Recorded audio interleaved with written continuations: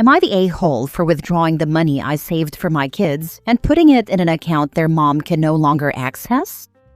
My ex and I, both in our late 20s, had what I considered to be a good co-parenting relationship until last year. Then things changed. My ex started saying I should pay child support out of nowhere, and she wouldn't say why.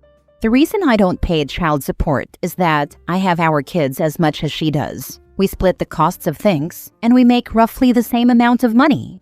This became a big strain on our co-parenting dynamic, and I had no idea why she was pushing this for months. It wasn't until our 2 kids told me she had a boyfriend and I asked her about it that she admitted she wanted to be able to afford to treat her boyfriend's kids like ours. And she said she didn't have the money to do it.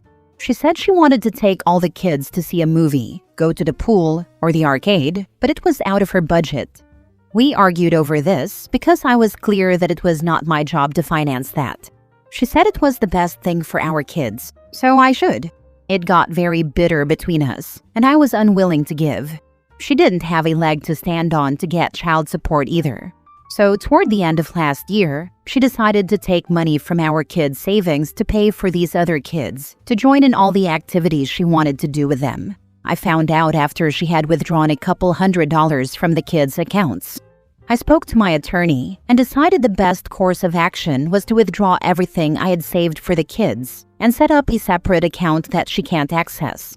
She found out when she tried to withdraw more money and realized it wouldn't support this for long. This turned into another fight, and I told her she couldn't do anything about it because our kids would still get the money. She called me selfish and said I was ruining our kids' stability just to be petty toward kids who did nothing wrong. I told her that if she hadn't started taking from our kids' savings for these other kids, I wouldn't have needed to do it. I have confirmed that I am 100% legally in the clear, so that's not a concern for me. But am I the a-hole for withdrawing the money? And am I the a-hole for doing it without telling her? Now for the top comments. Not the a-hole. You don't even need to come here and ask this question. There's no way you are the a-hole for protecting your kid's future while your ex plays mommy to her new guy's kids.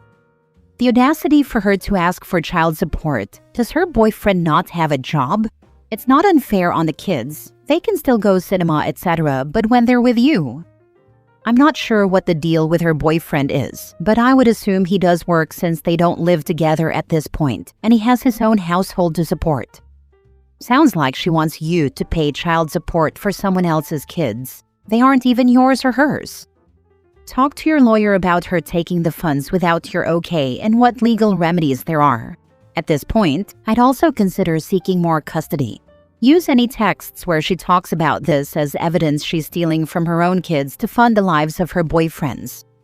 I have already spoken to my attorney, and there's nothing I can legally do about her withdrawing the money and using it like she does. Some of it was saved by her, so she's allowed to use it if she needs or wants to. But I had the biggest majority saved, and I wanted to protect it, so I removed the funds. It's also not going to change custody in any way. The only thing I can do is make sure my kids have money saved for their futures. The next thing she's going to do is lie about the cost of things, and likely attribute things she's buying her boyfriend's kids to the kids you share. Demand receipts, and full accounting before you split anything else with her. What she's doing is shady and dishonest. My own mom took my inheritance my nan left me, and constantly was borrowing my savings and never paying it all back. Next story. Am I the a-hole for not letting my stepdaughter share a room with my daughter? I have 2 children, a 16-year-old daughter and a 10-year-old son. My husband has 3 children, a 16 and a 14-year-old daughters, and a 10-year-old son. The boys share a room, the 2 stepdaughters share a room, and my daughter has her own room. For context, this is my home, and my daughter's room has been hers since she was little. The situation is that my stepdaughters fight a lot, constantly, and it's exhausting. Their dad has never really been able to fix it because he says he's never been able to figure out what the problem is. My older stepdaughter takes her sister's things, ruins them, and never returns them. Their dad and I would try to pay for the stolen items, but that doesn't guarantee they won't fight again. My daughter has also had her share of her belongings taken by her stepsister in the past. I addressed it by getting her a lock for her room. which my husband did not agree with because his younger daughter wanted a lock as well, but that wouldn't have worked since she shares a room with her sister. After a series of big fights between the stepdaughters, my husband said the only solution was to get them away from each other by having the older stepdaughter move into my daughter's room. I said no for several reasons. First, that stepdaughter is basically a thief, and she would start stealing from my daughter. Second, this is my daughter's room. Even if he argues that it isn't fair that his daughters are stuck in one room, while my daughter gets a room to herself. He begged and said he felt like the fighting was never going to end and that this was the only solution. I suggested mixing the boys with the girls, but he said absolutely not. Boys never share with girls, period. I said I wasn't going to allow what he suggested, and we ended up fighting. He called me selfish and unsupportive because I said he needs to handle his own daughters. He said he would go stay with a friend because he could no longer handle the fighting. He also said he wouldn't come back until I agreed to let his older daughter move in with my daughter. I lashed out and said no way. He asked if this was the hill I was willing to die on, and I said yes, which escalated the problem. Now he's been gone for 2 days, and I'm left to listen to my stepdaughters yell at each other. He's using this as a way to hopefully get me to cave and say yes, but I can't imagine doing this to my daughter. No configuration of rooms will stop the thief from thieving.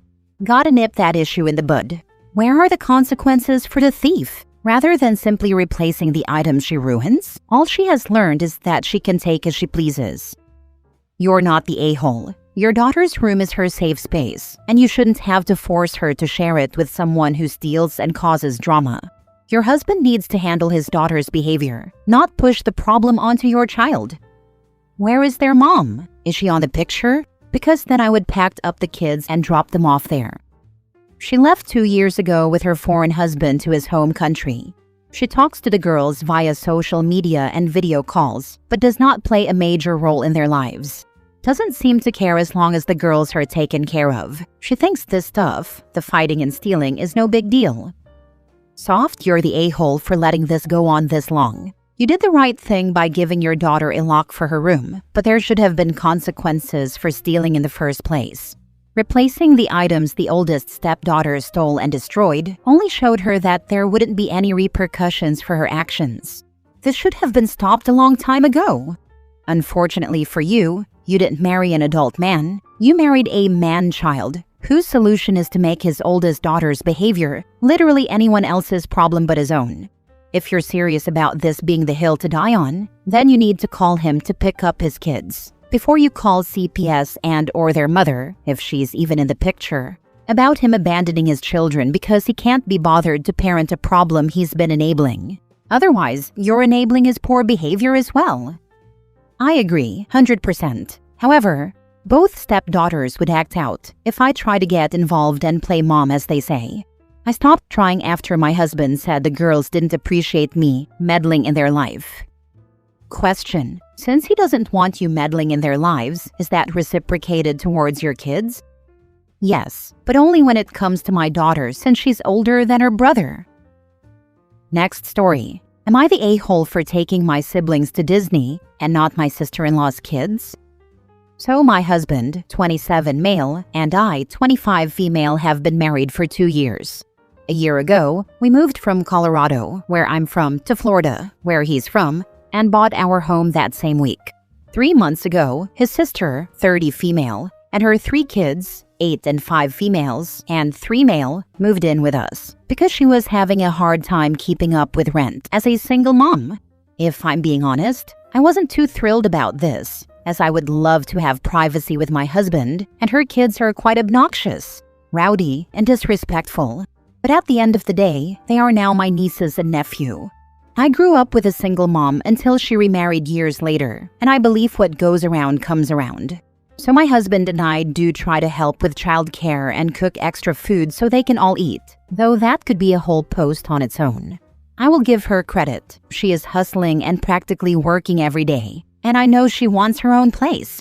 Fast forward to now. In 2 weeks, my 16-year-old brother and 14-year-old sister are coming to visit from Colorado, just the 2 of them. It will be their first time traveling alone on a plane without adults, so they are super excited. We plan on taking them to Universal Studios, Disney World, and a water park at Universal. They've never been, so they are thrilled. My sister-in-law only found out about these plans because she asked what we planned on doing while they're here. We told her, not thinking it would turn into a full-blown argument like it did. She was upset that we aren't taking her kids and have never offered to take them since they've never been. I'm genuinely confused by this because I don't feel like that's our responsibility. As I mentioned, we already help her with childcare on days we're off, so she can save money, pick the kids up from school when we can, and make sure they're fed. As much as my husband and I love kids and want our own in the next 1 to 2 years, her kids aren't easy to watch. They are disrespectful, have called us stupid, don't follow rules or redirection, make messes, and say they don't have to clean up. It goes on and on. Honestly, watching 3 children who behave like that in a big, busy amusement park where you have to be extra cautious sounds like my worst nightmare. It also wouldn't be fair to my siblings because we wouldn't be able to enjoy the parks with them if we were constantly babysitting. My sister-in-law told other family members, and they all think we're wrong and should take her kids. They also argue that we paid practically nothing for the tickets. We got family members and friends who work at each park to get us in. Disney was free, and for Universal, I paid my friend $200 total for 4 tickets. My husband and I simply don't want to take them. I'm not sure if that makes us evil, but we don't. I just wanted opinions to see if we're actually being rude for not bringing them along. I feel like people are glossing over the fact that her kids are 3, 5, and 8. That's a whole different ballgame than 14 and 16.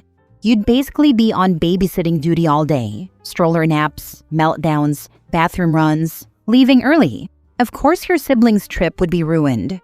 Also, it's kind of bold for her to complain when you're already housing her, feeding her kids, and helping with childcare.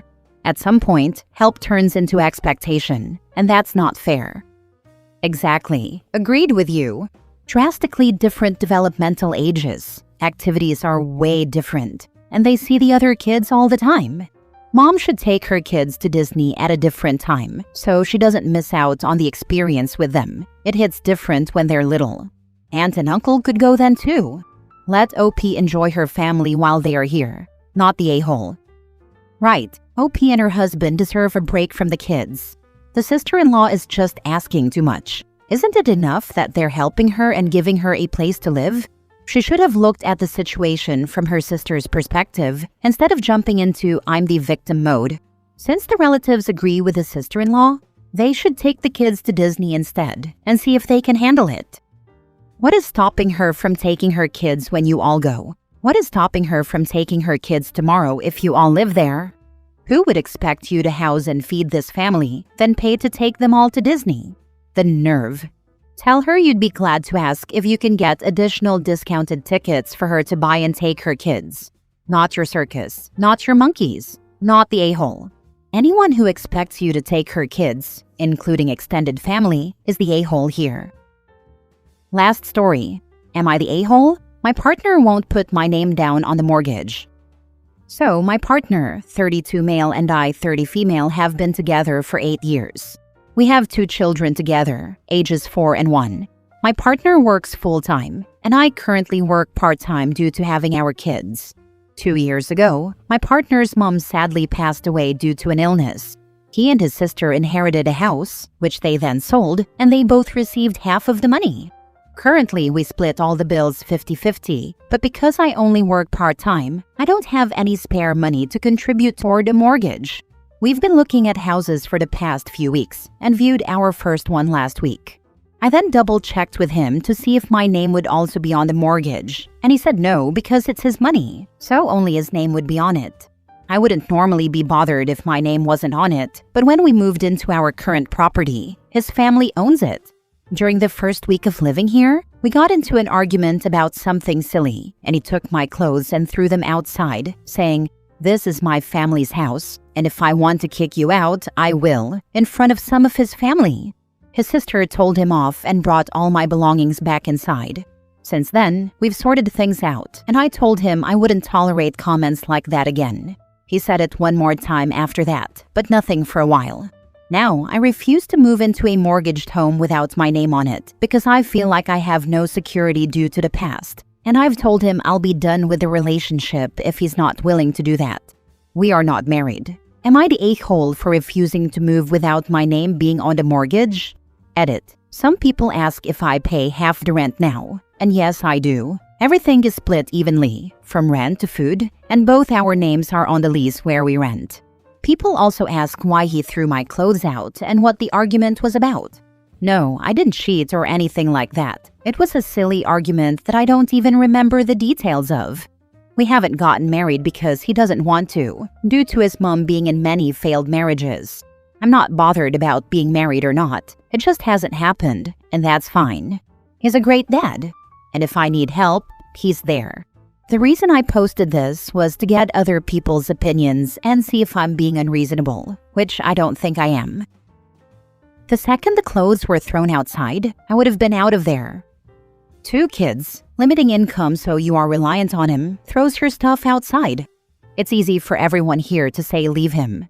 I'm assuming you're financially trapped and probably don't have family near you, as only his family was mentioned. I'm sorry, but no, you're not the a-hole in this scenario. I may get some hate for this comment, but this is why you don't move in with him or have kids with them until y'all are married. That's where a woman's security starts. And I would have to think very long and hard about being a stay-at-home mom. Not that I wouldn't love it, but I don't want to be financially dependent on anyone. Ladies, please get your education or a good-paying job and be able to support yourselves. Tips from an old Southern broad. Exactly. This is why you don't have kids or buy property with a man without marrying them. Marriage is a contract that protects you from losing marital assets, especially when you also give up your career, like OP. Yep, if she's not specifically put on the title of the home, she has no legal claim to it. If they were married but not on the paperwork, if any of the payments were made out of a joint account, bam, she's legally entitled to a stake of it if they separated.